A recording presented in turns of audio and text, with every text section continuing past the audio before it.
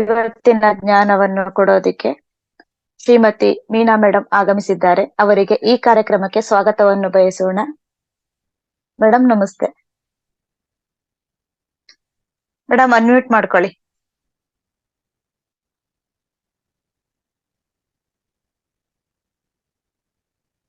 Sir madam ಇವತ್ತಿನ ಜ್ಞಾನ ಹಂಚಬೇಕಾಗಿ ತಮ್ಮಲ್ಲಿ ವಿನಂತಿ madam. Yes madam. Thank you madam.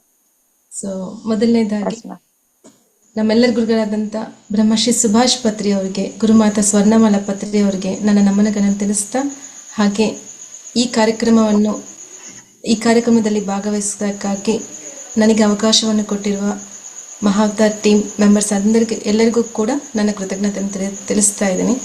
Thank you madam. Thank you. 30 ನಿಮಿಷಗಳು ಜ್ಞಾನ ಇರುತ್ತೆ ಮೇಡಮ್. ಮಾಸ್ಟರ್ಸ್ ದಯವಿಟ್ಟು ಎಲ್ಲರೂ ವಿಡಿಯೋ ಆನ್ ಮಾಡ್ಕೋಬಹುದು.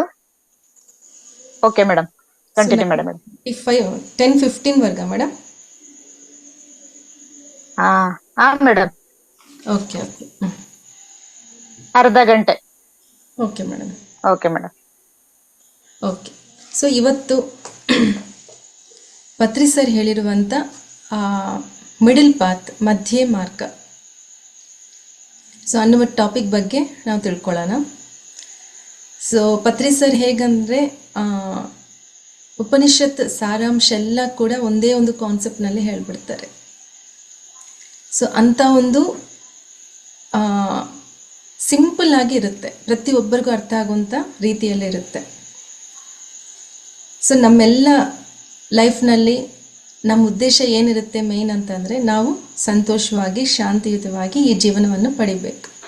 At the same time so ನಮ್ಮ ಲೈಫ್ನಲ್ಲಿ ಒಂದು ಗೋಲ್ ಇಟ್ಕೋಬೇಕು, ನಮ್ಮ ಜೀವನ ಪರಮಾರ್ಥವನ್ನು ನಾವು ತಿಳ್ಕೋಬೇಕು.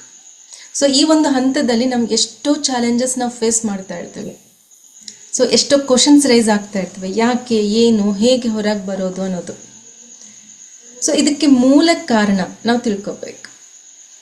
ಸೊ ಮೂಲ ಕಾರಣ ಅಂದ ತಕ್ಷಣ ಒಂದೇ ಒಂದು ನಂಗೆ ಚಿಕ್ಕ ಸ್ಟೋರಿ ನನಗೆ ಬರುತ್ತೆ.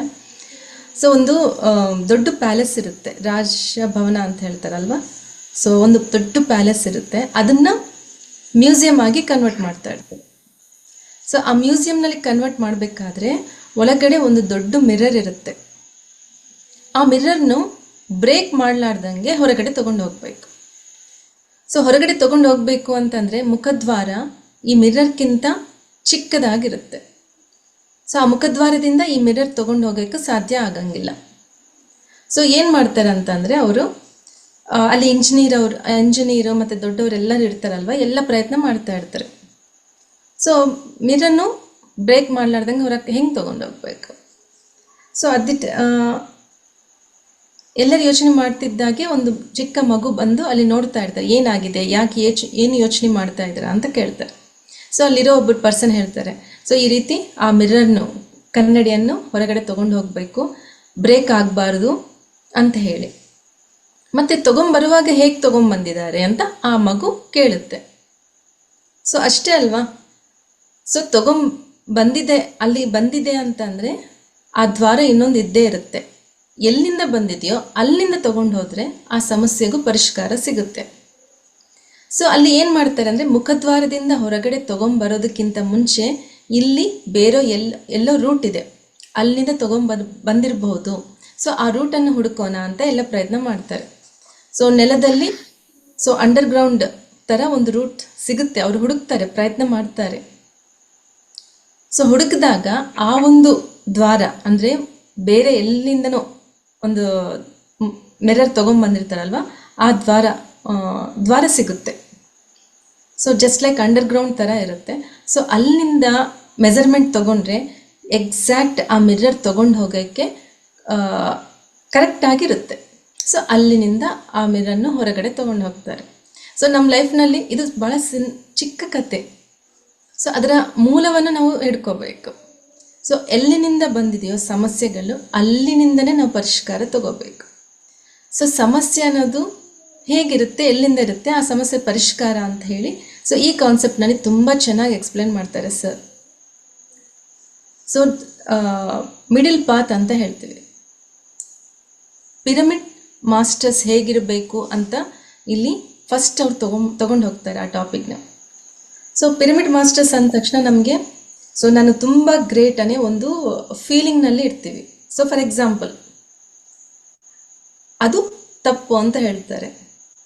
ಹಾಗೆ ಮನುಷ್ಯ ಅಂದಮೇಲೆ ನಾನು ಏನೂ ಇಲ್ಲ, ನಾನು ವೇಸ್ಟ್ ಅಂತ ಒಂದು ಆಲೋಚನಾ ರೀತಿನಲ್ಲಿ ನಾವು ಇರ್ತೀವಿ. ಅದು ಕೂಡ ತಪ್ಪು ಅಂತ ಹೇಳ್ತಾರೆ. ಮನುಷ್ಯ ಯಾವತ್ತಾದರೂ ತನ್ನ ಆಲೋಚನೆ ಬಂದಾಗ ಈ ರೀತಿ ಆಲೋಚನೆ ನಾನು ತುಂಬ ಗ್ರೇಟ್ ಅಂತ ಅಂದ್ಕೊಂಡಾಗೂ ಸೊ ತುಂಬ ಗ್ರೇಟ್ ಅನ್ನೋದಕ್ಕೆ ಕೆಲವು ಕಾರಣಗಳು ನಾವು ಹುಡುಕೋಬೇಕಂತೆ ನಮ್ಮ ಆಲೋಚನೆ ಆ ರೀತಿ ಬಂದ ತಕ್ಷಣ. ಸೊ ಯಾವ ಪಾಯಿಂಟ್ ಆಫ್ ವ್ಯೂನಲ್ಲಿ ನಾನು ಗ್ರೇಟ್ ಅಂತ ಹೇಳಿ ನಾವು ಬರ್ಕೋಬೇಕು, ಸರ್ಚ್ ಮಾಡ್ಕೋಬೇಕು, ರೀಸನ್ಸ್ ಹುಡುಕ್ಬೇಕು, ಕಾರಣಗಳನ್ನು ಹುಡುಕ್ಬೇಕು. ಸೊ ನಾನು ಈ ರೀತಿ ವರ್ಕ್ ಮಾಡ್ತಾ ಇದ್ದೀನಿ, yes I am great. So ಇನ್ನಷ್ಟು ಭಾಳ ಕೆಲಸ ಮಾಡೋದು ಇದ್ದಾವೆ, ಮತ್ತು ನಾನು ಗ್ರೇಟಾ ಅನ್ನೋ ಒಂದು ಕ್ವಶನ್ ಮಾರ್ಕ್ ನಮ್ಮ ಹತ್ರ ಬರಬೇಕು. Okay, so at the same time ಕೆಲವು ಸಿಚುವೇಶನ್ನಲ್ಲಿ ನನ್ನ ಹತ್ರ ಏನೂ ಇಲ್ಲ, ಅದು ಸಂಪತ್ತಾಗಿರ್ಬೋದು, ಜ್ಞಾನ ಆಗಿರ್ಬೋದು, ಸೌಂದರ್ಯ ಆಗಿರ್ಬೋದು, what ever it may be. So ನನ್ನ ಹತ್ರ ಏನೂ ಇಲ್ಲ ಅಂತ ಹೇಳಿ ಇನ್ನೊಬ್ಬರನ್ನು ಕಂಪೇರ್ ಮಾಡಿಕೊಂಡು ನಾವು ಕೊರಿತಾ ಇರ್ತೀವಿ. ಸೊ ಅದು ಕೂಡ ರಾಂಗ್ ಅಂತ ಹೇಳ್ತಾರೆ. ಸೊ ಅಲ್ಲಿ ಕೂಡ ನಾವು ಹುಡುಕೋಬೇಕು, ನಾನು ಯಾಕೆ ವೇಸ್ಟ್, ನಾನು ಅವಳಕ್ಕಿಂತ ನಾನು ಚೆನ್ನಾಗಿಲ್ಲ, ಯಾಕೆ ನಾನು ಕೊರಿತಾ ಇದ್ದೀನಲ್ಲ. ಸೊ ಅಲ್ಲಿನೂ ರೀಸನ್ಸ್ ಹುಡುಕ್ಬೇಕು, ಆ ದುಃಖಕ್ಕೆ ಕಾರಣ ಏನು, ಆ ದುಃಖದಿಂದ ಹೊರಗಡೆ ಬರೋದಕ್ಕೆ. ಸೊ ನಾನು ಯಾಕೆ ವೇಸ್ಟು, ನನ್ನಲ್ಲಿ ಏನಿದೆ, ಓಕೆ ಅವಳಷ್ಟು ಚೆನ್ನಾಗಿ ನಾನಿಲ್ಲ, ಅವ್ರ ಹತ್ರ ಇರೋಷ್ಟು ಜ್ಞಾನ ನನ್ನ ಹತ್ರ ಇಲ್ಲ, ಅವ್ರ ಹತ್ರ ಎಷ್ಟೋ ಸಂಪತ್ತು ನನ್ನ ಹತ್ರ ಇಲ್ಲ. ಸೊ ನೆಕ್ಸ್ಟ್ ನಾನು ಯಾವ ರೀತಿ ಚೆನ್ನಾಗಿರ್ಬೋದು ಅನ್ನೋ ವಿಷಯಗಳನ್ನು ನಾವು ಚೆಕ್ ಮಾಡ್ಕೋಬೇಕು. ಸೊ ಅವರಷ್ಟು ಸೌಂದರ್ಯ ನನಗಿಲ್ಲ, ಬಟ್ ಬೇರೆ ಪಾಯಿಂಟ್ನಲ್ಲಿ ನಾನು ಚೆನ್ನಾಗಿದ್ದೇನೆ. ಸೊ ಕಾರಣಗಳನ್ನು ಹುಡುಕ್ತಾ ಇರಬೇಕಂತೆ, ಅಷ್ಟು ಅವೇರ್ನೆಸ್ನಿಂದ ಇರಬೇಕು. ಸೊ ಯಾಕೆ ನಾನೇ ಗ್ರೇಟ್ ಅಂತ ಯಾಕೆ ಅನ್ಕೋಬಾರ್ದು ಅಂದರೆ ಅಲ್ಲಿ ಅಹಂಕಾರ ಹುಟ್ಟುತ್ತೆ. ಸೊ ನಾನು ವೇಸ್ಟ್ ಅಂತ ಅನ್ಕೊಂಡಾಗ ನಮ್ಮಲ್ಲಿ ಆತಂಕ ಹುಟ್ಟುತ್ತೆ. ಸೊ ಮನುಷ್ಯ ಅನ್ನೋರು ಅಹಂಕಾರದಲ್ಲಿ ಇರಬಾರ್ದು, ಆತಂಕದಲ್ಲಿನೂ ಇರಬಾರ್ದು. ಇಲ್ಲಿ ಪತ್ರಿ ಸರ್ ತನ್ನ ತಂದೆಯ ಎಕ್ಸಾಂಪಲ್ ಕೊಡ್ತಾರೆ. ಸೊ ಪತ್ರಿ ಸರ್ ಚಿಕ್ಕವರಿದ್ದಾಗ ಅವ್ರ ತಂದೆಯವರು ಒಂದು ಒಳ್ಳೆ ಜಾಬ್ ಮಾಡ್ತಿದ್ರಂತೆ. ಸೊ ಒಳ್ಳೆ ಪೊಸಿಷನಲ್ಲಿ ಇದ್ರಂತೆ, ತುಂಬ ಹೃದಯವಂತೆ ಅವರು ಸರ್ ಅವ್ರ ಅಪ್ಪ ಅವರು ತಂದೆಯವರು. ಸೊ ಬಟ್ ಏನಾಗುತ್ತೆ ಅಂತ ಅಂದರೆ, ಸೊ ಅವ್ರು ಜಾಬ್ ಮಾಡ್ತಿದ್ದಾಗ ಅವರ ಜೂನಿಯರ್ ಯಾರಿರ್ತಾರೋ ಅವ್ರಿಗೆ ಪ್ರಮೋಷನ್ ಕೊಡ್ತಾರೆ, ಇವ್ರಿಗೆ ಬರಲಾರ್ದ ಪ್ರಮೋಷನ್ ಅವ್ರಿಗೆ ಬಂದಿರುತ್ತಂತೆ. ಸೊ ಅವ್ರಿಗೆ ಬಂದ ತಕ್ಷಣ ಇವ್ರು ತುಂಬ ಕುರಿತಾ ಇರ್ತಾರಂತೆ, ನನಗೆ ಯಾಕೆ ಬಂದಿಲ್ಲ. ಸೊ ಅದೇ ಒಂದು ಆಲೋಚನೆ ಮಾಡಿ ಮಾಡಿ ಮಾಡಿ ಅವರು ಡಿಪ್ರೆಷನ್ಗೆ ಹೋಗ್ತಾರೆ, ಮೆಂಟಲಿ ಭಾಳ ವೀಕ್ ಆಗ್ತಾರೆ. ಆ ಒಂದು ಡಿಪ್ರೆಷನ್ನಲ್ಲಿ ತನ್ನ ಕುಟುಂಬದ ಬಗ್ಗೆ ಎಲ್ಲವನ್ನೂ ಮರೆತು ಬಿಡ್ತಾರೆ. ತಾನು ಯಾವ ರೀತಿ ಬಿಹೇವ್ ಮಾಡ್ತಾ ಇದ್ದೀನಿ ಅನ್ನೋ ಅರಿವು ಕೂಡ ಇರೋದಿಲ್ಲ ಅಂತೆ. ಸೊ ಎಲ್ಲನೂ ಸಿಟ್ಟು ಮಾಡ್ಕೊಳ್ಳೋದು. ಸೊ ಆ ರೀತಿ ಅವರ ಒಂದು ಪೊಸಿಷನ್ ಚೇಂಜ್ ಆಗ್ತಾ ಬರುತ್ತೆ. ಪತ್ರಿ ಸರ್ ಏನಂತ ಹೇಳ್ತಾರೆ ಅಂದರೆ, ಅವರು ಚಿಕ್ಕವರಿದ್ದಾಗ ಸೊ ಅವ್ರ ತಂದೆಗೋಸ್ಕರ ಹಾಸ್ಪಿಟಲ್ ಸುತ್ತಾಡೋದೇ ನನಗೆ ಸರಿ ಹೋಗಿದೆ. ಸೊ ಹಾಸ್ಪಿಟಲ್ನಲ್ಲಿ ನಾನು ಭಾಳಷ್ಟು ಟೈಮ್ ಸ್ಪೆಂಡ್ ಮಾಡಿದ್ದೀನಿ ಅಂತ ಹೇಳ್ತಾರೆ. ಹಾಗೆ ಅವ್ರ ತಾಯಿ ಕೂಡ, ಆ ಬಾಬಾ ಹತ್ರ ಹೋದರೆ ನನಗೆ ಪರಿಷ್ಕಾರ ಸಿಗುತ್ತೆ, ಇವ್ರ ಹತ್ರ ಹೋದರೆ ನನಗೆ ಪರಿಷ್ಕಾರ ಸಿಗುತ್ತೆ. ಆ ರೀತಿ ಎಲ್ಲ ಯಾರು ಅಂದರೆ ಅವ್ರಿಗೆ ಬೇಕಾಗಿರುವಂಥ ಸಂತೋಷವನ್ನು ಹೊರಗಡೆ ಹುಡುಕೋ ಪ್ರಯತ್ನದಲ್ಲೇ ಇರ್ತಾರಂತೆ. ಸೊ ಪತ್ರಿ ಸರ್ ಹೇಳ್ತಾರೆ, ಆ ಟೈಮ್ನಲ್ಲಿ ನಮಗೆ ಬುದ್ಧಿ ಹೇಳೋರು ಯಾರೂ ಇರಲಿಲ್ಲ. ಸೊ ತುಂಬ ಅಂದರೆ ನಮ್ಮ ಚಿಕ್ಕವರಿದ್ದಾಗ ನಮ್ಮ ಟೈಮೆಲ್ಲ ಕೂಡ ಇದಕ್ಕೋಸ್ಕರ ನಾವು ಸ್ಪೆಂಡ್ ಮಾಡಿದ್ದೀವಿ. ಸೊ ಅವೇರ್ನೆಸ್ ಅನ್ನೋದು ತುಂಬ ಇಂಪಾರ್ಟೆಂಟ್. ಸೊ ಯಾರು ಪಿರಮಿಡ್ ಸ್ಪಿರಿಚುವಲ್ ಸೊಸೈಟಿ ಮೂವ್ಮೆಂಟ್ನಲ್ಲಿ ಇರುವ ಪ್ರತಿಯೊಂದು ಮಾಸ್ಟರ್ ಕೂಡ ಇದನ್ನು ಫಾಲೋ ಆಗಬೇಕು. ನನ್ನ ಹತ್ರ ಇದೆ ಅನ್ನೋ ಅಹಂಕಾರ ಬೇಡ, ಹಾಗೆ ನನ್ನ ಹತ್ರ ಏನೂ ಇಲ್ಲ ಅನ್ನೋ ಡಿಪ್ರೆಷನ್ನಿಂದ ಅವರು ಎರಡೂನಿಂದ ಹೊರಗಡೆ ಬರಬೇಕು. ಹಾಗೆ ಮನುಷ್ಯ ಅಂದರೆ ನಮ್ಮ ಪ್ರಾಕ್ಟೀಸ್ ಹೇಗಿರಬೇಕು ಅಂತಂದರೆ ಅತಿಯಾದ ಆಧ್ಯಾತ್ಮಿಕತೆ. ಸೊ 24 ಗಂಟೆನೂ ಮೆಡಿಟೇಷನ್ ಮಾಡ್ತಾ ಇರೋದು, ಸ್ವಾಧ್ಯಾಯ ಇದಕ್ಕೆ ಸ್ಪೆಂಡ್ ಮಾಡಬಾರ್ದು. ಹಾಗೆ ಪೂರ ಪ್ರಾಪಂಚಿಕ ವಿಷಯದಲ್ಲಿ ಕೂಡ ನಾವು ಇರಬಾರ್ದು. ಎರಡನ್ನೂ ಬ್ಯಾಲೆನ್ಸ್ ಮಾಡ್ತಾ ನಮ್ಮ ಜೀವನ ಮಾಡಬೇಕು. ಇಲ್ಲಿ ನಮ್ಮ ಫ್ಯಾಮ್ಲಿ, ನಮ್ಮ ಶರೀರ, ಸೊಸೈಟಿ ಎಲ್ಲರ ಜೊತೆಗೆ ಇರ್ತಾ ನಾವು ಸಾಧನೆ ಮಾಡಬೇಕು ಅಂತ ಅವರು ಪ್ರೂವ್ ಮಾಡಿ ತೋರಿಸಿದ್ದಾರೆ. ಸೊ 100% ಆಧ್ಯಾತ್ಮಿಕತೆನೂ ತಪ್ಪೆ, 100% ಪ್ರಾಪಂಚಿಕದಲ್ಲಿ ಇರೋದು ಕೂಡ ತಪ್ಪೆ. ಎರಡಕ್ಕೂ ಮಧ್ಯದಲ್ಲಿ ನಾವಿರಬೇಕು, ಎರಡನ್ನೂ ಬ್ಯಾಲೆನ್ಸ್ ಮಾಡ್ತಾ ನಾವಿರಬೇಕು ಅಂತ ಅವ್ರು ಹೇಳ್ತಾರೆ. ಸೊ ಈ ಬ್ಯಾಲೆನ್ಸ್ ಅನ್ನೋದು ನಮ್ಮ ನೇಚರ್ ಆಗಬೇಕು ಅಂತ ಹೇಳ್ತಾರೆ. ಸೊ ಪ್ರತಿಯೊಂದು ವಿಷಯದಲ್ಲಿ ಕೂಡ ಟೈಮ್, ತುಂಬ ಪ್ರಾಪಂಚಿಕ ವಿಷಯಗಳಿಗೆ ನಾವು ಟೈಮ್ ಸ್ಪೆಂಡ್ ಮಾಡ್ತಾ ಇರ್ತೀವಿ. ಹಾಗೆ 100% ಆಧ್ಯಾತ್ಮಿಕ ವಿಷಯದಲ್ಲಿ ನಾವು ಟೈಮ್ ಸ್ಪೆಂಡ್ ಮಾಡ್ತಾ ಇರೋದು, ಎರಡೂ ಕೂಡ ತಪ್ಪೆ. ಸೊ ಇಲ್ಲಿ ಏನು ಅನಿಸ್ತದೆ, ನಾವು ಮೆಡಿಟೇಷನ್ ಎಲ್ಲ ಮಾಡ್ತಾ ಇರ್ತೀವಿ, ಆದರೂ ಕೂಡ ಪ್ರಾಪಂಚಿಕ ವಿಷಯಗಳಲ್ಲಿ ಆ ವಿಷಯಗಳಲ್ಲಿ ಇನ್ವಾಲ್ವ್ ಆಗೋದು. ಸೊ ಕೊರಿತಾ ಇರ್ತೀವಿ, ಇದು ತಪ್ಪಲ್ಲ, ಈ ರೀತಿ ಮಾಡೋದು ತಪ್ಪಲ್ಲ, ನಾನು ಆಧ್ಯಾತ್ಮಿಕತೆಯಲ್ಲಿ ಇರಬೇಕು. ಸೊ ಅಲ್ಲಿ ನಿಮ್ಮನ್ನು ನೀವು ಚೆಕ್ ಮಾಡ್ಕೋಬೇಕು, ಯಾವ ವಿಷಯದಲ್ಲಿ ನಾನು ಪ್ರಾಪಂಚಿಕವಾಗಿ ನನ್ನ ವಿಷಯಗಳನ್ನು ನಾವು ಇನ್ವಾಲ್ವ್ ಮಾಡ್ಕೋಬೇಕು, ಹಾಗೆ ಆಧ್ಯಾತ್ಮಿಕ ವಿಷಯಗಳಲ್ಲಿ ಕೂಡ ಎಲ್ಲಿ ಯಾವ ವಿಷಯಗಳಲ್ಲಿ ಇನ್ವಾಲ್ವ್ ಆಗಬೇಕು, ಹಾಗೆ ಎಷ್ಟು ಟೈಮ್ ಇದಕ್ಕೋಸ್ಕರ ಸ್ಪೆಂಡ್ ಮಾಡಬೇಕು, ಹಾಗೆ ಎಷ್ಟು ಟೈಮ್ ಇದಕ್ಕೋಸ್ಕರ ಸ್ಪೆಂಡ್ ಮಾಡಬೇಕು ಅನ್ನೋ ವಿಷಯಗಳನ್ನು ನಾವು ಕೂಲಂಕಷವಾಗಿ ನಿರ್ಧಾರ ಮಾಡಬೇಕು ಅಂತ ಹೇಳ್ತಾರೆ. ಸೊ ಆ ರೀತಿ ನಮ್ಮ ಆಲೋಚನೆಗಳು ಇರಬೇಕು. ಸೊ ಒಂದು ವಿಷಯದಲ್ಲಿ ನನ್ನ ಹತ್ರ ಎಲ್ಲ ಇದೆ, ಸೊ ಸಂಪತ್ತಾಗಿರ್ಬೋದು, ನಾಲೆಡ್ಜ್ ಆಗಿರ್ಬೋದು, ನಾನು ತುಂಬ ಗ್ರೇಟ್ ಅಂದ ತಕ್ಷಣ ನನ್ನ ಆಲೋಚನೆಗಳು ಹುಡುಕಬೇಕು, ನಾನು ಯಾವ ವಿಷಯದಲ್ಲಿ ನಾನು ಗ್ರೇಟ್. ಸೊ ನನ್ನ ಹತ್ರ ಏನಿದೆ ಅಂತ ಅಂದ್ಕೊಂಡು ನಾನು ಖುಷಿ ಪಡಬೇಕು. ಸೊ ನನ್ನ ಈ ಸಂತೋಷಕ್ಕೆ ಕಾರಣ ಏನು, ನನ್ನ ಒಂದು ಈ ಸ್ವಭಾವಕ್ಕೆ ಕಾರಣ ಏನು, ಇದು ರೈಟಾ ರಾಂಗಾ ಅಂತ ನಾವು ಹುಡುಕ್ತಾ ಹೋಗಬೇಕು. ಯಾವ ರೀತಿ ಆ ವಿಷಯದಲ್ಲಿ, ಆ ಸ್ಟೋರಿನಲ್ಲಿ ಅವ್ರು ಹುಡುಕ್ತಾರೋ, ಸೊ ನಾವು ಹುಡುಕಿದಾಗೆ, ಪ್ರಯತ್ನ ಪಟ್ಟಿದಾಗೆ ಅಲ್ಲಿ ನಮಗೆ ಸಿಗುತ್ತೆ. ಸೊ ಅದು ಯಾರೂ ಮಾಡೋದಿಲ್ಲ. ಸೊ ಇವತ್ತು ನನಗೆ ಎಷ್ಟೋ ಆಪರ್ಚುನಿಟೀಸ್, ಕ್ಲಾಸಸ್ ಬಂದಿದ್ದಾವೆ ಅಂದ್ಕೊಳ್ಳಿ, ಎಷ್ಟೋ ಹೊಗಳ್ತಾರೆ. ಸೊ ಅಲ್ಲಿ ನಾನು ತುಂಬ ಖುಷಿಯಾಗಿ ನನ್ನನ್ನು ನಾನು ಮರ್ತು ಬಿಡ್ತೇನೆ. ಅಟ್ ದಿ ಸೇಮ್ ಟೈಮ್ ನನಗೆ ಯಾರೂ ಆಪರ್ಚುನಿಟಿ ಕೊಟ್ಟಿಲ್ಲ, ನನ್ನ ನಾಲೆಡ್ಜ್ ವೇಸ್ಟು, ನಾನು ಏನೂ ಇಲ್ಲ ಅಂತ ಬೇರೆಯವ್ರ ಜೊತೆ ಕಂಪೇರ್ ಮಾಡಿ ನಾನು ನೋಡಿಕೊಂಡಾಗ ನನ್ನ ಹತ್ರ ಇರೋ ನಾಲೆಡ್ಜ್ ಎಲ್ಲ ಕೂಡ ಹೋಗ್ಬಿಡುತ್ತೆ. ಸೊ ಇಲ್ಲಿ ಎಷ್ಟೋ ಅವೇರ್ನೆಸ್ನಿಂದ ನಮ್ಮನ್ನು ನಾವು ಬ್ಯಾಲೆನ್ಸ್ ಮಾಡ್ಕೋಬೇಕು. ಸೊ ನನ್ನ ಹತ್ರ ಅಂದರೆ ಆ ಲೋ ಫೀಲಿಂಗ್ ನನ್ನ ಹತ್ರ ಬರುತ್ತಲ್ಲ, ಲೋನ್ಲಿ ಫೀಲಿಂಗ್ ನನ್ನ ಹತ್ರ ಬಂದಾಗ, ಸೊ ಅಲ್ಲಿ ನಾನು ಚೆಕ್ ಮಾಡ್ಕೋಬೇಕು, ನಾನು ಓಕೆ ಈ ವಿಷಯದಲ್ಲಿ ನನ್ನ ಹತ್ರ ಇಲ್ಲ, ಇನ್ನು ಯಾವ ವಿಷಯದಲ್ಲಿ ನಾನು ಗ್ರೇಟ್.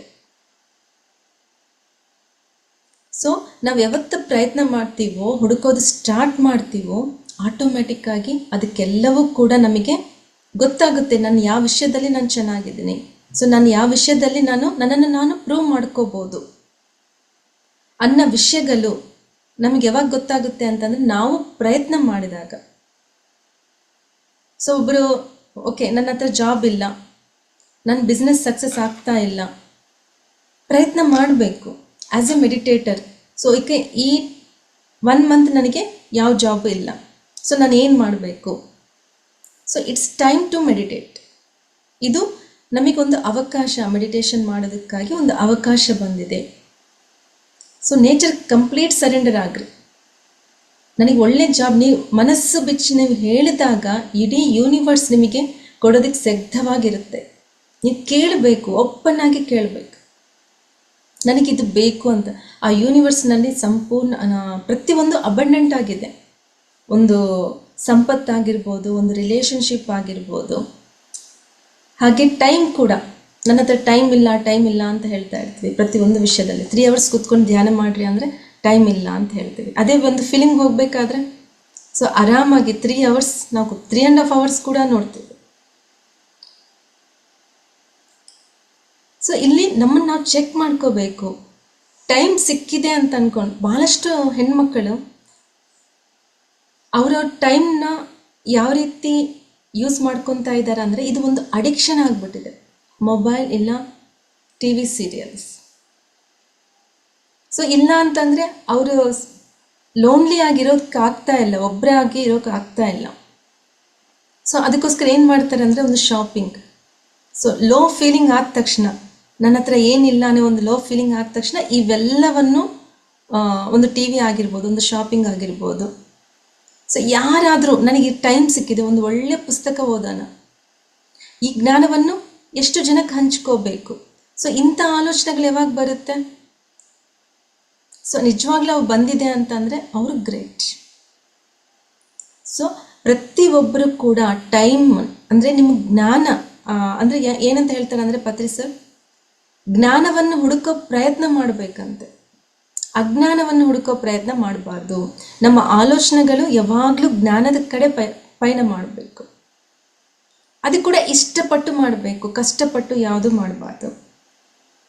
ಸೊ ಇಷ್ಟ ಅಯಿಷ್ಟ, ಸೊ ಎಲ್ಲವನ್ನೂ ಕೂಡ ಬ್ಯಾಲೆನ್ಸ್ ಮಾಡಬೇಕು ಅಂತ ಹೇಳ್ತಾರೆ ಅವರು.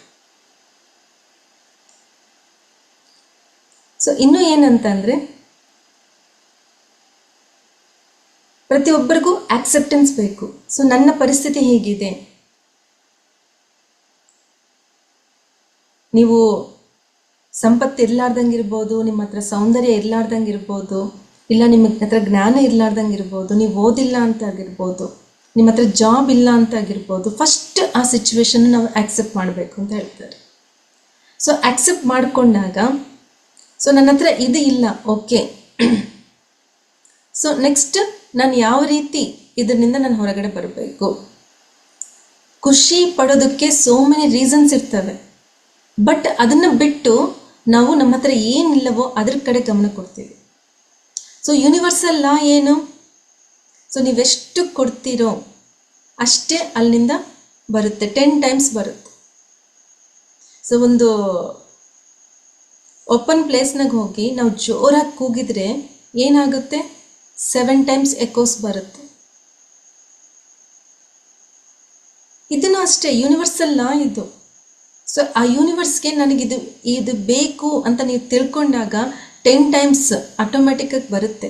ಸೊ ಯೂನಿವರ್ಸ್ಗೆ ನೀವು ಏನಾದರೂ ಕೊಟ್ಟರೆ, ಒಂದು ಕೃತಜ್ಞತಾ ಭಾವನೆ ಕೊಟ್ಟಾಗ, ಇಲ್ಲ ನಿಮ್ಮನ್ನು ನೀವು ಕಂಪ್ಲೀಟಾಗಿ ಸರೆಂಡರ್ ಆದಾಗ ಯೂನಿವರ್ಸ್ನಿಂದ 100% ನಮಗೆ ಸಿಗುತ್ತೆ. ಅದನ್ನು ಬಿಟ್ಟು ನಾವೇನು ಮಾಡ್ತಾ ಇದ್ವಿ, ನಮ್ಮ ಹತ್ರ ಏನಿಲ್ಲವೋ ಅದ್ರ ಕಡೆ ಗಮನ ಕೊಟ್ಟು ನಮ್ಮ ಹತ್ರ ಇರೋದನ್ನು ನಾವು ಕಳ್ಕೊತಾ ಇದ್ದೀವಿ. ಸೊ ನಮ್ಮ ಹತ್ರ ಏನಿದೆಯೋ ಅದ್ರ ಕಡೆ ಗಮನ ಕೊಟ್ಟು ನಾವು ಪೀಸ್ಫುಲ್ ಆಗಿದ್ದಾಗ ಆಟೋಮ್ಯಾಟಿಕ್ಕಾಗಿ ನಾವು ನಮಗೇನು ಬೇಕೋ ಅದನ್ನು ಪಡೆಯೋದ ಅರ್ಹತೆ ಆ ಯೂನಿವರ್ಸ್ನಿಂದ ನಾವು ಪಡಿತೀವಿ. ಸೊ ಅವ್ರು ಹೇಳ್ತಾರೆ, ನಾವು ಯಾರು ನಮಗೆ ಸಪ್ಲೈ ಮಾಡೋದಿಲ್ಲ. ಸೊ ನಮ್ಮ ಆಲೋಚನೆ ಮೂಲಕನೇ ನಮ್ಮ ಅಸ್ತಿತ್ವವನ್ನು ನಾವು ಚೇಂಜ್ ಮಾಡ್ಕೋಬೋದು, ಡಿಸೈನ್ ಮಾಡ್ಕೋಬೋದು ಅಂತ ಹೇಳ್ತಾರೆ. ಸೊ ಅವ್ರ ಫಾದರ್ ಎಕ್ಸ್ಪೀರಿಯನ್ಸ್ ಅವ್ರು ಹೇಳ್ತಾರೆ. ಸೊ ಅವ್ರ ಜಾಬ್ ಇದೆ, ಬಟ್ ಅದು ಜೂನಿಯರ್ಗೆ ಪ್ರಮೋಷನ್ ಬಂದಿದೆ, ನನಗೆ ಬಂದಿಲ್ಲ ಅನ್ನೋ ಒಂದು ಕಾರಣಕ್ಕೆ ಅವರ ಒಂದು ಕಂಪ್ಲೀಟಾಗಿ ಅವ್ರ ಜೀವನವನ್ನೇ ಅಸ್ತವ್ಯಸ್ತ ಮಾಡ್ಕೊಂಡಿದ್ರು. ಸೊ ಅದೇ ಒಂದು ನನಗೆ ಬಂದಿಲ್ಲ ಪರವಾಗಿಲ್ಲ, ನನ್ನ ಜೂನಿಯರ್ಗೆ ಬಂದಿದೆ ಅಂತ ಖುಷಿ ಪಟ್ಟಿದ್ರೆ ಅವ್ರ ಲೈಫ್ ಇನ್ನೊಂದು ರೀತಿ ಇರ್ತಿತ್ತು. ಸೊ ನಮ್ಮ ಹತ್ರ ಇಲ್ಲ ಅನ್ನೋ ಫೀಲಿಂಗ್ಗಿಂತ ಇನ್ನೊಬ್ಬರ ಹತ್ರ ಇದೆ ಅನ್ನೋ ಫೀಲಿಂಗೇ ನಮಗೆ ಜಾಸ್ತಿ ಕೊರತೆ ಕೊಡುತ್ತೆ. So complete acceptance. ಸೊ ಹೀಗೆ ಇನ್ನೊಂದು ಕತೆ ಹೇಳಕ್ಕೆ ಇಷ್ಟಪಡ್ತೀನಿ. ಸೊ ಒಂದು ರಿಚ್ ಪರ್ಸನ್ ಇರ್ತಾರೆ, ಒಂದು ವ್ಯಕ್ತಿ ಇರ್ತಾನೆ. ಅದಕ್ಕೆ ಏನು ಅಂತಂದರೆ ಒಂದು ಒಳ್ಳೆ ಬಿಲ್ಡಿಂಗ್ಸ್ ಇರ್ತವೆ, ಸ್ಟೇಟಸ್ ಇರುತ್ತೆ, ಮನಿ, ಎವ್ರಿಥಿಂಗ್ ಇರುತ್ತೆ. ಒಂದು ಸೊಸೈಟಿನಲ್ಲಿ ಒಂದು ವ್ಯಕ್ತಿ ಏನೇನು ಬೇಕು ಅಂತ ಅಂದ್ಕೊಂಡಿರ್ತಾನೆ ಎಲ್ಲವೂ ಇರ್ತವೆ ಆತನ ಕಡೆ. ಸೊ ಆತ ಒಂದು ಬಿಸ್ನೆಸ್ ಮೀಟಿಂಗ್ನಿಂದ ಮನೆಗೆ ಹೋಗಬೇಕು ಅಂತ ಹೋಗ್ತಾ ಇರ್ತಾನೆ.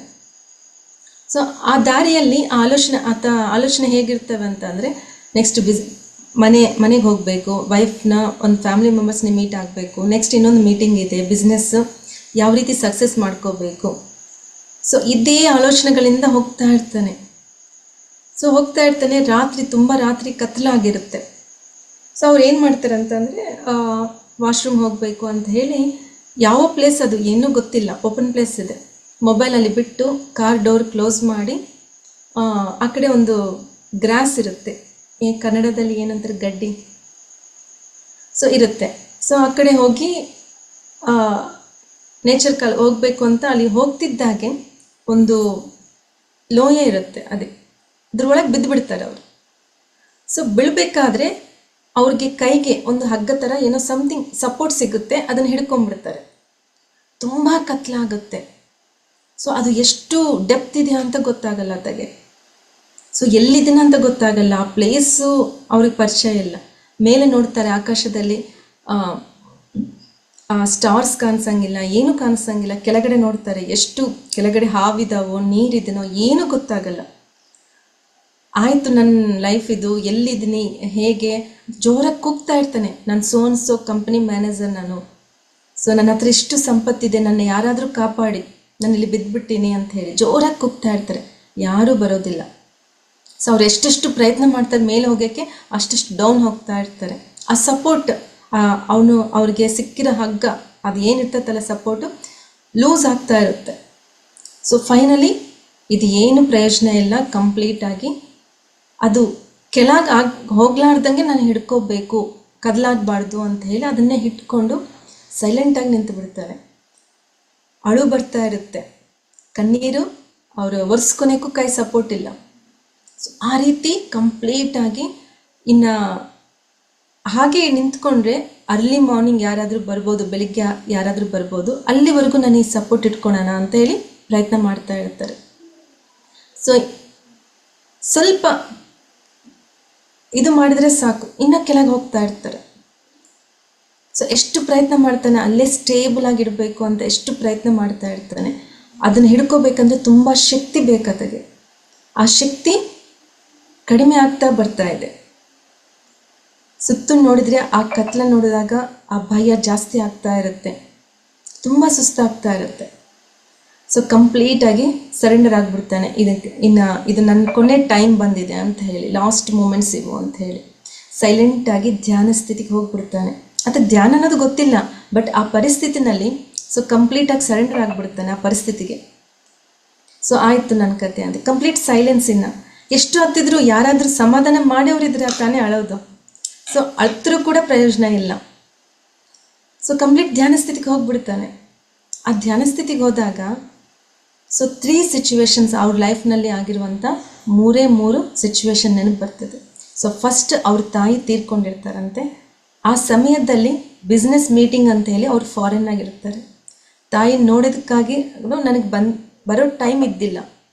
ಆ ಒಂದು ಸಿಚುವೇಶನ್ ನೋಡಿಕೊಂಡು ತುಂಬ ಬೇಜಾರಾಗ್ತಾರೆ. ಆ ತಾಯಿಗೆ ಕ್ಷಮಾಪಣೆ ಕೇಳ್ಕೊತಾರೆ. ಹಾಗೆ ಸೆಕೆಂಡ್ ಅವರ ಹೆಂಡತಿ ನೆನಪು ಬರ್ತಾಳೆ. ಸೊ ಎಷ್ಟು ಅವರಿಗೋಸ್ಕರ ಎಷ್ಟು ಕೆಲಸ ಮಾಡ್ತಾ ಇರ್ತಾಳೆ. ಸೊ ಎಷ್ಟೋ ಸ್ಯಾಕ್ರಿಫೈಸ್ ಮಾಡಿದ್ದಾಳೆ, ಆದರೂ ಕೂಡ ಅವಳ ಹತ್ರ ನಾನು ಟೈಮ್ ಸ್ಪೆಂಡ್ ಮಾಡಿಲ್ಲ. ಸೊ ಅಂತ ಹೇಳಿ ಅವಳಿಗೂ ಕ್ಷಮಾಪಣೆ ಕೇಳ್ಕೊತಾರೆ. ಹಾಗೆ ಥರ್ಡ್ ಪರ್ಸನ್, ಅವರು ಈ ಪೊಸಿಷನ್ನಾಗ ಬಿಸ್ನೆಸ್ ಸಕ್ಸಸ್ ಆಗಿ ಸೊಸೈಟಿನಲ್ಲಿ ಈ ಪೊಸಿಷನ್ನಾಗ ಇದ್ದಾರೆ ಅಂತ ಅಂದರೆ ಅವ್ರ ಫ್ರೆಂಡ್ ಕಾರಣ ಅಂತ, ಅಷ್ಟು ಸಹಾಯ ಮಾಡಿರ್ತಾರೆ. ಸೊ ಈ ಒಂದು ಬಿಸ್ನೆಸ್ ಎಲ್ಲ ಸಕ್ಸಸ್ ಆದಮೇಲೆ ಅವ್ರ ಫ್ರೆಂಡ್ಗೆ ಯಾವತ್ತೂ ಥ್ಯಾಂಕ್ಸ್ ಹೇಳಿಲ್ಲ ಅಂತೆ. ಸೊ ಒಂದು ಸತಿ ಆತನ್ನು ನೆನಪು ಮಾಡ್ಕೊತಾನೆ.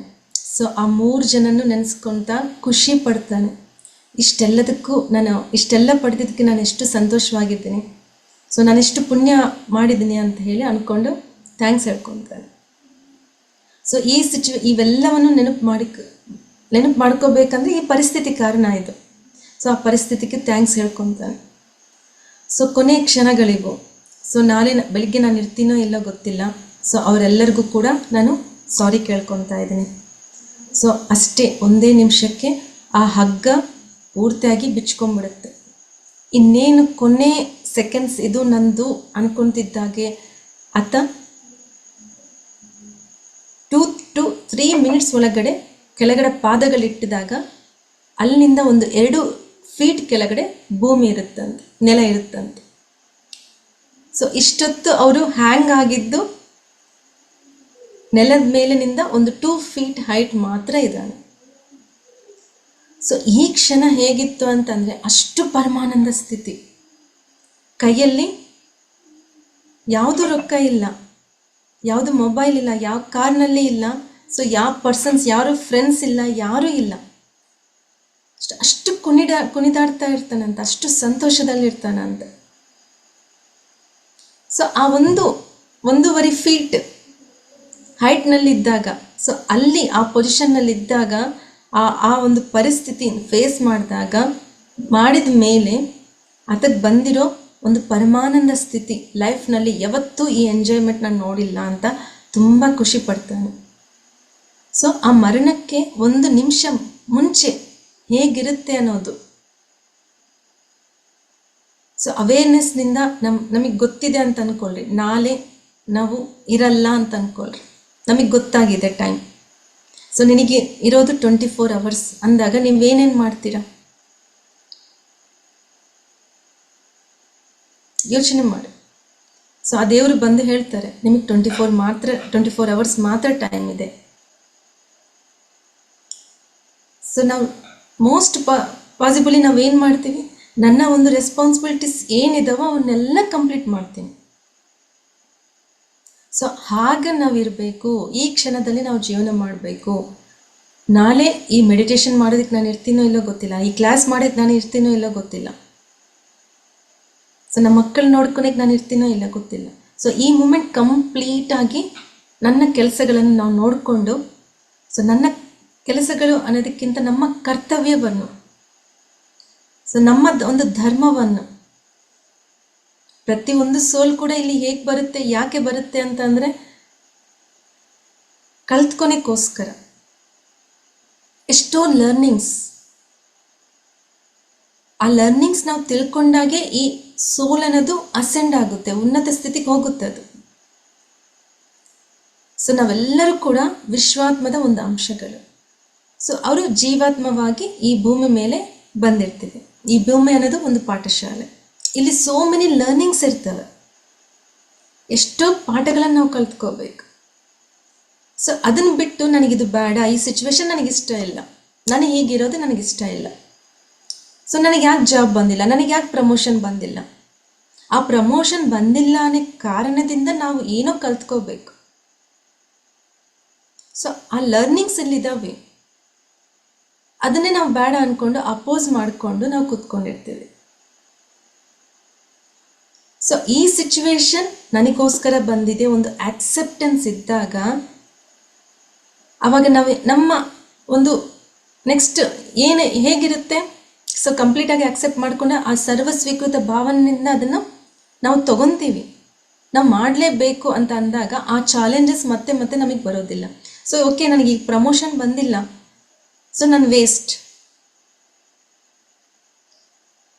ಸೊ ನನ್ನ ಮೇಲೆ ನನಗೆ ರೆಸ್ಪೆಕ್ಟ್ ಇಲ್ಲ, ನನ್ನ ಮೇಲೆ ನನಗೆ ಏನಂತ ಹೇಳ್ತಾರೆ ನಂಬಿಕೆ ಇಲ್ಲ ಅಂತ ಅಂದಮೇಲೆ ಹೊರಗಡೆನಿಂದ ನಂಬಿಕೆ ಎಲ್ಲಿಂದ ಬರುತ್ತೆ, ಹೊರಗಡೆಯವರವರು ನಮಗೆ ರೆಸ್ಪೆಕ್ಟ್ ಹೇಗೆ ಬರ್ತಾರೆ, ಹೇಗೆ ಕೊಡ್ತಾರೆ. ಸೊ ಫಸ್ಟ್ ಇಲ್ಲಿ ನಾನು ಚೆಕ್ ಮಾಡ್ಕೋಬೇಕು, ಈ ಸಿಚುವೇಶನ್ ಬಂದಿದೆ, ಸೊ ಆ ಸಿಚುವೇಶನ್ ಬಂದಿದ್ದ ಕಾರಣ ಏನು, ಸಮಥಿಂಗ್ ನಾನು ಇಲ್ಲಿ ಕಲ್ತ್ಕೋಬೇಕು, ಓಕೆ ಸ್ವೀಕಾರ ಮಾಡಬೇಕು. ಸೊ ನೆಕ್ಸ್ಟ್ ಹುಡುಕ್ಬೇಕು, ಸೊ ನಾನು ಈ ಸ್ಥಿತಿನಿಂದ ನಾನು ಯಾವ ರೀತಿ ಹೊರಗಡೆ ಬರಬೇಕು. ಸೊ ಈ ಜಾಬ್ ನನಗೆ ಬಂದಿಲ್ಲ, ಓಕೆ ನನಗೆ ಬೇರೆ ಆಪ್ಷನ್ಸ್ ಏನಿದ್ದಾವೆ. ಸೊ ನಾವು ಪ್ರಯತ್ನ ಮಾಡಬೇಕು, ಹುಡುಕಬೇಕು, ಅವಾಗೇ ಸಿಗುತ್ತೆ. ಯಾರು ಬಂದು ಸಪ್ಲೈ ಮಾಡಲ್ಲ, ನಮ್ಮ ಆಲೋಚನೆ ಮೂಲಕ ನಾವು ಹುಡುಕ್ಬೇಕು. ಸೊ ಅವಾಗೆ ಆ ರೀಸನ್ಸ್ ಅನ್ನೇವು ನಮ್ಮ ಮುಂದೆ ಬರ್ತವೆ. ಸೊ 108 ಬರುತ್ತೆ. ನಾನು ಖುಷಿಯಾಗಿರಬೇಕು ಈ ಮೂಮೆಂಟ್, ನನ್ನ ದುಃಖ ಬಂದಿದೆ, ಸೊ ನನಗೆ ಪ್ರಮೋಷನ್ ಬಂದಿಲ್ಲ, ದುಃಖ ಬಂದಿದೆ.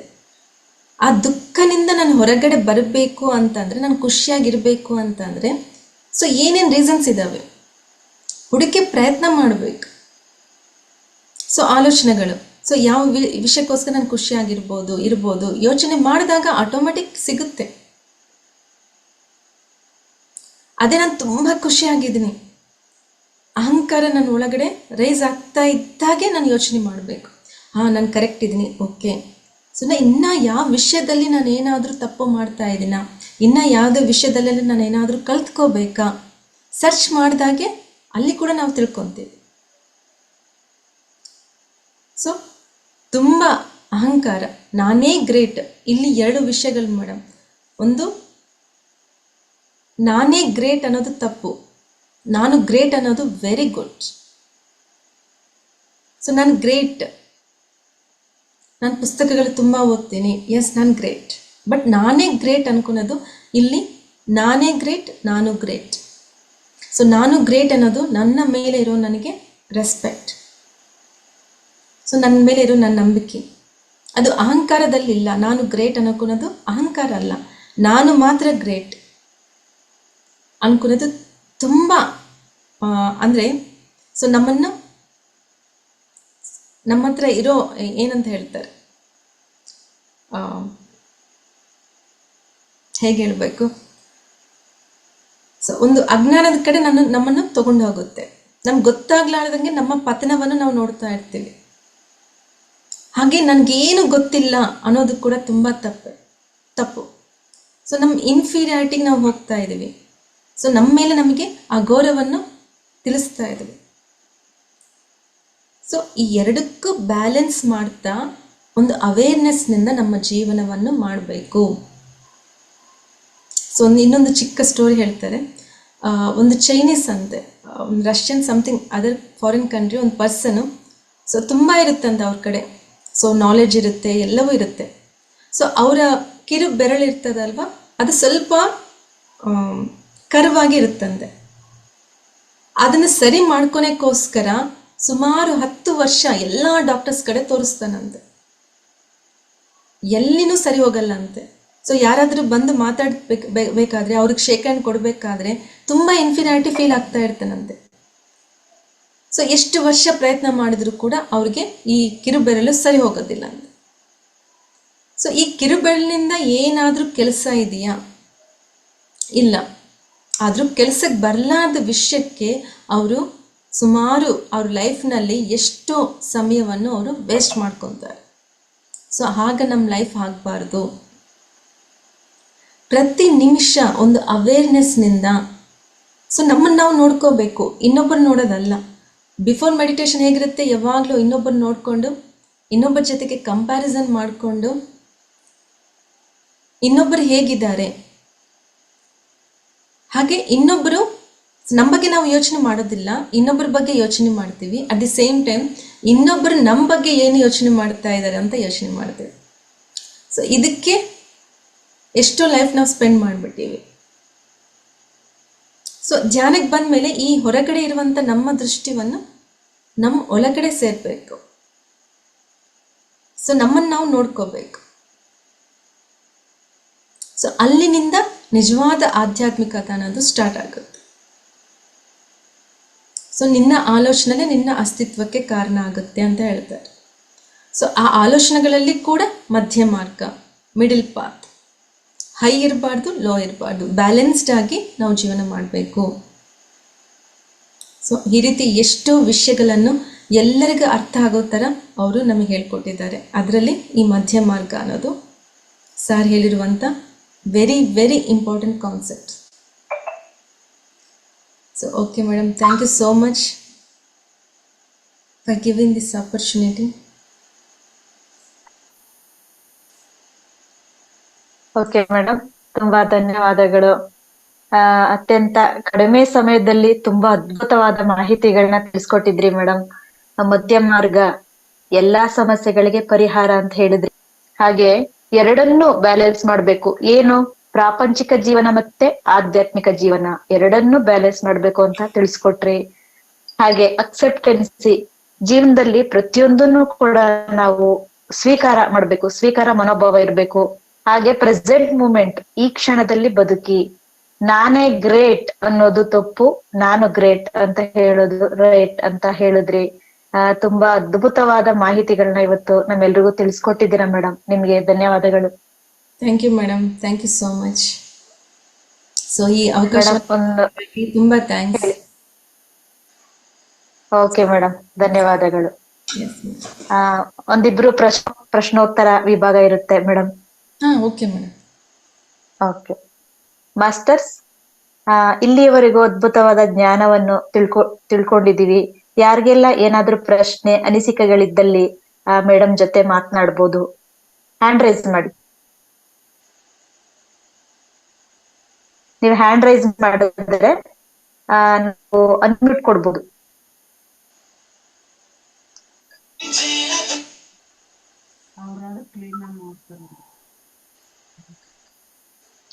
ಮೇಡಮ್ ಒಂದು ನನಗೆ ಮಾಸ್ಟರ್ಸ್ ಹ್ಯಾಂಡ್ ರೈಸ್ ಮಾಡಿ. ಮೇಡಮ್ ಮಧ್ಯ ಮಾರ್ಗ ಇದು ಕರೆಕ್ಟ್ ಆಗಿರೋ ನನಗೆ ಉತ್ತರ ಬೇಕಿತ್ತು ಮೇಡಮ್. ಮಧ್ಯ ಮಾರ್ಗ ಅಂತ ಇದೆಯಲ್ಲ ಮೇಡಮ್, ಎಲ್ಲಾ ಸಮಸ್ಯೆಗಳಿಗೆ ಪರಿಹಾರ. ಮೇಡಮ್, ನಿಮ್ ವಾಯ್ಸ್ ಬ್ರೇಕ್ ಆಗ್ತಾ ಇದೆ. ಮಧ್ಯ ಮಾರ್ಗ ಈಗ ಕೇಳಿಸ್ತಿದೆ. ಅದ್ರ ಬಗ್ಗೆ ಮಾಹಿತಿ, ಮಧ್ಯ ಮಾರ್ಗ ಅದ್ರ ಬಗ್ಗೆ ಅದು ಬೇಕಾಗಿತ್ತು ಮೇಡಮ್. ಮಧ್ಯ ಮಾರ್ಗ ಅಂದ್ರೆ ಈಗ ನೋಡ್ರಿ, ನಾನು ಗ್ರೇಟ್ ಅನ್ಕೊಳೋದು ತಪ್ಪು. ಅಟ್ ದಿ ಸೇಮ್ ಟೈಮ್ ನನ್ಗೇನು ಗೊತ್ತಿಲ್ಲ ಅನ್ಕೊಳೋದು. ಈಗ ಗೊತ್ತಿಲ್ಲ, ನನಗೇನು ಗೊತ್ತಿಲ್ಲ ಅಂತ ಅನ್ಕೊಂಡಾಗ ನಾನು ಯಾವ ವಿಷಯದಲ್ಲಿ ನಾನು ಚೆನ್ನಾಗಿದ್ದೀನಿ ಅಂತ ನಮ್ಮನ್ನ ನಾವೇ ಮೋಟಿವೇಟ್ ಮಾಡ್ಕೋಬೇಕು. ಓಕೆನಾ? ಇದು ಮಿಡಿಲ್. ತುಂಬಾ ನಾನು ಗ್ರೇಟ್ ಅಂತ ಅನ್ಕೊಳ್ಳೋದು ತಪ್ಪು. ಅಲ್ಲಿ ಇದ್ರೆ ನಮ್ಮ ಗ್ರೋತ್ ಇರೋದಿಲ್ಲ. ಯಾವ ರೀತಿನಲ್ಲಿ ಗ್ರೇಟ್ ಇದ್ದೀನಿ, ನಾನು ಇನ್ನ ಏನ್ ತಿಳ್ಕೋಬೇಕು ಅಂತ ನಮ್ಮನ್ನ ನಾವು ಲವ್ ಮಾಡ್ಕೋಬೇಕು. ಸೊ ಸಮಸ್ಥಿತಿನಲ್ಲಿ ಇಟ್ಕೋಬೇಕು. ಅದೇ ನನ್ಗೇನು ಗೊತ್ತಿಲ್ಲ ಅಂತ ಅನ್ಕೊಳ್ರಿ. ಸೊ ನಾನು ಯಾವ ವಿಷಯದಲ್ಲಿ, ಬೇರೆ ಯಾವ ವಿಷಯದಲ್ಲಿ ನಾನು ಗ್ರೇಟ್ ಇದ್ದೀನಿ ಅಂತ ಅನ್ಕೊಂಡು ನಮ್ಮ ಸ್ಥಿತಿನ ಬೆಳೆಸ್ಕೋಬೇಕು. ಈಗ ಇನ್ನೊಂದು ಹೇಳ್ತೇನೆ, ಆಧ್ಯಾತ್ಮಿಕತೆ ಅಂತ ಹೇಳ್ತೀವಿ. ಸೊ 3 hours 4 hours ಮೆಡಿಟೇಷನ್ ಮಾಡಬೇಕು ಅಂತ ಹೇಳಿ ಕಂಪ್ಲೀಟ್ ಆಗಿ ಧ್ಯಾನಕ್ಕೋಸ್ಕರ ಸ್ಪೆಂಡ್ ಮಾಡೋದು, ಕಂಪ್ಲೀಟ್ ಸ್ಪಿರಿಚುವಾಲಿಟಿ, ಅದು ತಪ್ಪು.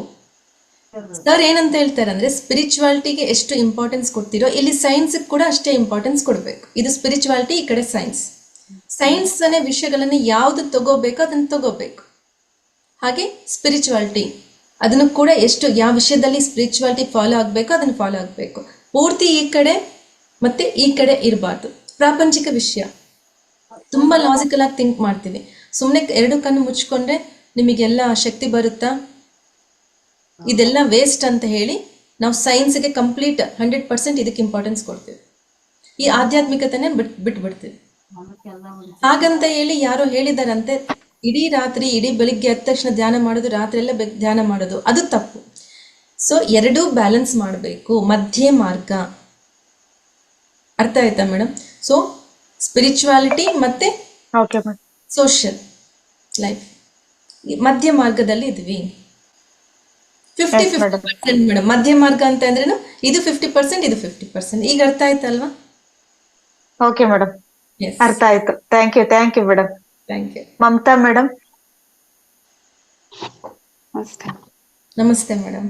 ಎಸ್ ಮೇಡಮ್, ಮಾತಾಡಿ ಮೇಡಮ್. ಮ್ಯಾಮ್, ಚೆನ್ನಾಗಿ ತುಂಬಾ ಅದ್ಭುತವಾಗಿ ಹೇಳಿದ್ರಿ ಮೇಡಮ್. ಮನ್ಸಿಗೆ ನಾಟೋ ತರ ತುಂಬಾ ಚೆನ್ನಾಗಿತ್ತು. ಜ್ಞಾನ ಧ್ಯಾನ ಎರಡು ಚೆನ್ನಾಗಿತ್ತು. ಜೈ Gurudev. Thank you madam. Thank you. Ashwini madam ನಮಸ್ತೆ. ನಮಸ್ತೆ ಮೇಡಮ್. ಮಮತಾ ಮೇಡಮ್ಗೆ ತುಂಬಾ ಖುಷಿ ಆಗಿದೆ, ಹಾಗಾಗಿ ತಮ್ಮ ಒಂದೆರಡು ಮಾತುಗಳಲ್ಲಿ ಅವರ ಒಂದು ಮಾತನ್ನು ವ್ಯಕ್ತಪಡಿಸಿದ್ದಾರೆ. Thank you madam. ಮಾಸ್ಟರ್ಸ್ ಮತ್ತೆ ಇನ್ಯಾರಿದ್ರೆ ದಯವಿಟ್ಟು ಹ್ಯಾಂಡ್ ರೈಸ್ ಮಾಡಿ. ಸಮಯ ಆಗಿದೆ. ಯಾವುದೇ ಪ್ರಶ್ನೆ, ಯಾವುದೇ ಅನುಮಾನ ಅಥವಾ ನಿಮ್ಮ ಅನುಭವಗಳು ಏನೇ ಇದ್ದಲ್ಲಿ ಮಾತನಾಡ್ಬೋದು. ತುಂಬಾ ಅದ್ಭುತವಾದ ವಿಷಯವನ್ನ ಹೇಳ್ಕೊಟ್ರಿ ಮೇಡಮ್. ನಿಜಕ್ಕೂ ಹೇಳ್ಬೇಕಂದ್ರೆ ಮಧ್ಯ ಮಾರ್ಗ ಅಂದ್ರೆ 6ಕ್ಕೆ ಏರಿ ಅಹಂಕಾರ ಪಡಬಾರ್ದು, 3ಕ್ಕಿಳಿದು ಕುಗ್ಗಿ ಹೋಗಬಾರ್ದು. ನಾವು ಮಧ್ಯ ಮಾರ್ಗದಲ್ಲಿ ಎಲ್ಲವನ್ನು ಸಮಾನವಾಗಿ ತೆಗೆದುಕೊಂಡು ಎಲ್ಲವನ್ನು ಒಪ್ಪಿಕೊಂಡು ಜೀವನ ಮಾಡ್ಬೇಕು ಅನ್ನೋದನ್ನ ತುಂಬಾ ಅದ್ಭುತವಾಗಿ ತಿಳಿಸ್ಕೊಟ್ರಿ ಮೇಡಮ್. ಅನಂತವಾದ ಧನ್ಯವಾದಗಳು. Thank you sir, thank you. ತುಂಬಾ ಚೆನ್ನಾಗಿ ಹೇಳಿದ್ರ, ಕರೆಕ್ಟ್ ಆಗಿ. ಎವ್ರಿ ಟೈಮ್ ಒಂದು ನಾವು ಜೀವನ ಮಾಡೋದ್ ಕಲ್ತ್ಕೋಬೇಕು. Thank you sir. Yes madam. Thank you madam. Okay, masters hand raise ಮಾಡಿಲ್ಲ, ಪ್ರಶ್ನೆಗಳು ಏನು ಇಲ್ಲ ಅಂತ ಅನ್ಸುತ್ತೆ. ಯಾಕೆಂದ್ರೆ ಮೇಡಮ್ ನ ಇವತ್ತು ಜ್ಞಾನ ತುಂಬಾ ಚೆನ್ನಾಗಿತ್ತು, ಯಾರಿಗೂ ಕ್ವಶನ್ ಇಲ್ಲ ಅಂತ ನಾನ್ ಭಾವಿಸ್ತೀನಿ ಮೇಡಮ್. ಓಕೆ ಓಕೆ, ಎಲ್ರಿಗೂ ಅರ್ಥ ಆಗಿದೆ. Yes madam. Okay madam. Sir ಹೆಣ್ ಮಾಡ್ತೀರಾ? ಓಕೆ ಮೇಡಮ್, ಎಂಡ್ ಮಾಡಿ.